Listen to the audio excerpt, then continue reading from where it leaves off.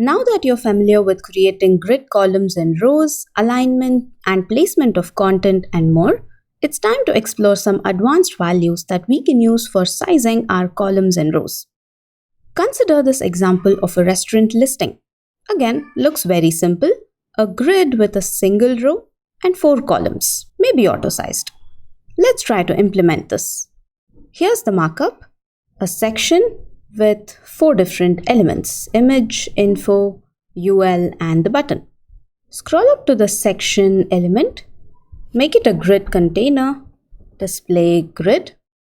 Now create 4 columns, grid template columns, 4 auto. Also add a gap of say about 1.5 rem. Alright, let's see what we have. We need to align the content of all these cells vertically to the center. If you remember, this is done with align items, center. Now let's see. Alright, this is good but slightly different from what we want to achieve. Firstly, we don't want any spacing between the image and the restaurant details. And second thing, we don't want this button to be this wide. Let's inspect once and see. Click on grid. We are seeing this gap because the first cell is wider than its content. As we already know, with auto-sized columns, any additional width in the parent container gets added to each of the columns. And that's the same reason this button is also wider than necessary. So in the case of this example, we don't want the first and last columns to take up any additional space. And we are okay with the additional space being added to these 2 columns. I'll show you how to do that. Right now, we have 4 auto-sized columns which can also be written this way: auto, auto, auto and auto. We want the first column to occupy only as much space as needed by the content. So we can replace auto with max content keyword. Perfect. Click on grid. See, the gap is gone. Now this column is sized only as much as the image.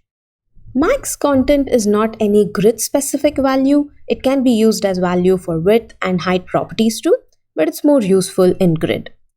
Let's use the same for the last column as well.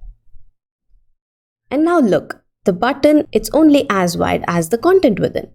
Perfect. These 2 columns now occupy only as much space as needed, while the remaining space is distributed to the second and third column.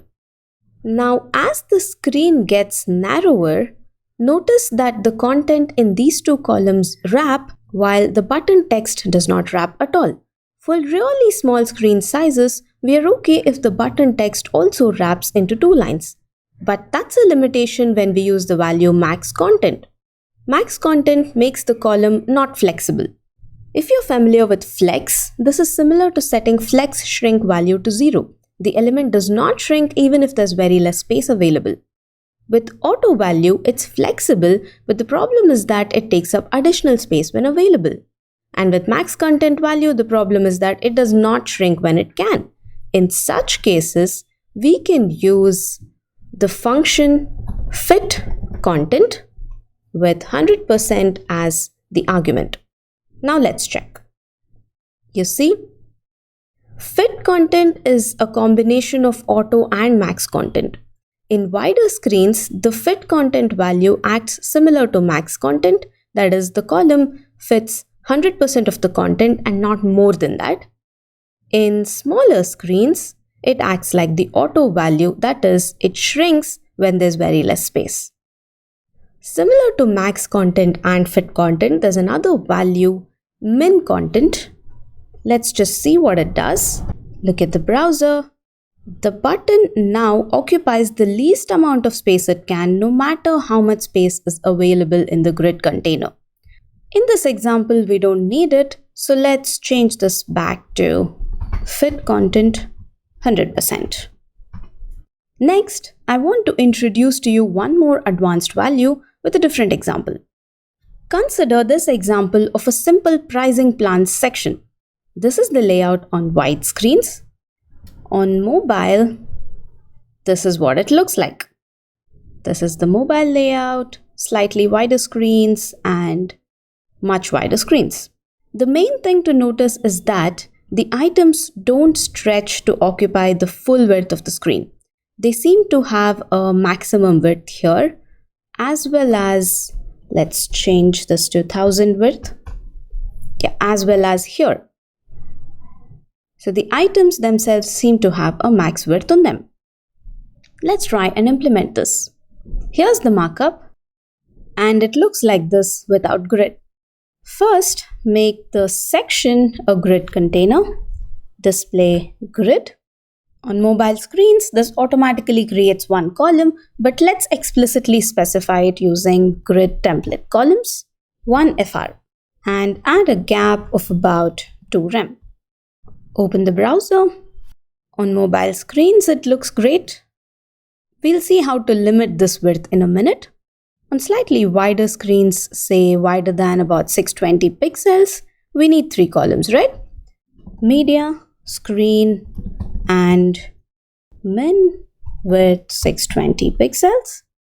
Section, grid template columns, repeat 3, 1 FR. Let's see. Here again, after a certain size, we would like to limit the width of each of these items. How do you think we can do that? Can we add a max width to each of the items? Let's try and see. Each of the divs has a plan class. So let's select plan class and add a max width of say 16 rem. What do we get? On smaller screens, this is fine. The width gets limited and we can somehow center this within the cells using justify items. But what about wider screens? There's a gap between the columns. And that's actually not the gap between the columns. That's because each of the column itself is wider and we only have restricted the item width. So what we want to do is not limit the width of the item, but limit the width of the column itself. In such cases, we can use the min-max function in CSS. Let me show you. Replace the 1 FR value here with min-max. This is a function that takes 2 values. The first value is the minimum width of the column we need. We can use something like say 9 rem. That is sufficient to fit the content without overflow. And the second value being the maximum width of the column. Let's say about 16 rem. Similarly, we will have to replace this 1 FR also with the same min-max value, min-max 9 rem and 16 rem. This makes sure that the column is neither narrower than 9 rem nor wider than 16 rem. Now let's check. Yes, that's it. The widths are perfect. Now all we need to do is bring all the columns to the center. That can be done using the property justify content center. Right? There we have it. You might need some more practice to understand the difference between justify items and justify content. So if you're in doubt, just try both of them and hopefully one will work. But in this case, it is justify content center because the columns need to come to the center. And there we have our layout complete. Quickly summarizing, you can use the values max content, fit content, and min content for sizing columns or even rows. Max content occupies fixed size, limiting it to the maximum possible size of the content within. Neither expands nor shrinks. Min content also neither expands nor shrinks, but it occupies the minimum possible size of the content within. Fit content function with 100% value shrinks when needed, but does not expand when there's more space available. Lastly, you can use the min-max function to specify minimum and maximum sizes for rows or columns.